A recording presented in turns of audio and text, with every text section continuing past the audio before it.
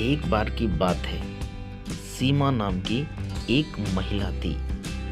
उसकी एक सास थी जिसका नाम रमा था।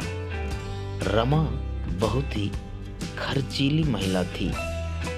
सीमा जहाँ बचत पर जोर देती थी, वहीं उसकी सास कोई बचत नहीं करती और बेफजूल खर्च करती रहती थी।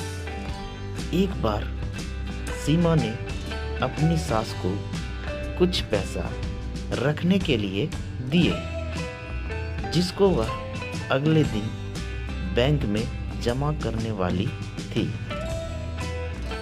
उसकी सास उन पैसों से बाजार से अपने लिए कपड़े लेकर आ गई। अगले दिन जब सीमा ने अपनी सास से पैसे मांगे तो सास ने बताया वह तो उस पैसे को खर्च कर दिए। उसने सीमा को कहा, बचत करने की कोई ज़रूरत नहीं है, जिंदगी को अच्छे से जीना चाहिए। सीमा अपनी सास के बेफजूल घर की लाइट जलाने से मना करती थी, जो कि उसकी सास को बिल्कुल पसंद नहीं था।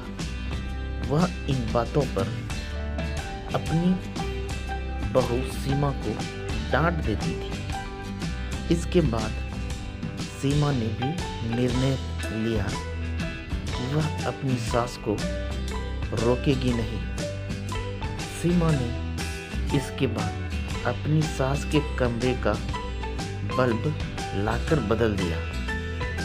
सास के पूछने पर सीमा ने कहा कि अब वह जितनी बार चाहे उतनी लाइट जला सकती है।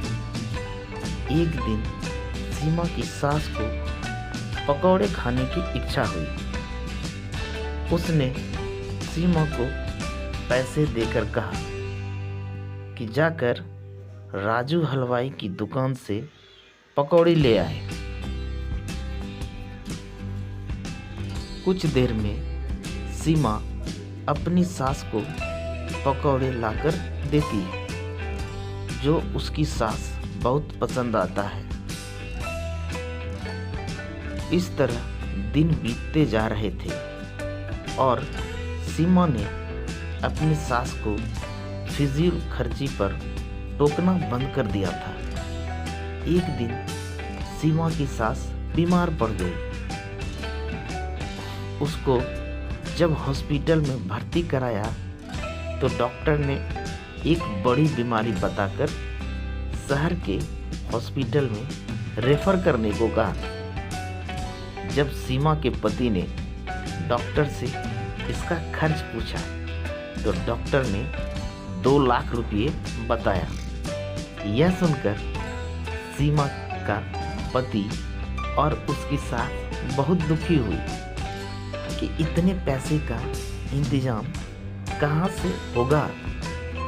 लेकिन सीमा ने डॉक्टर को अपनी सास को शहर के डॉक्टर को रेफर करने को कहा, जिससे उसके पति और सास हैरान हो गए।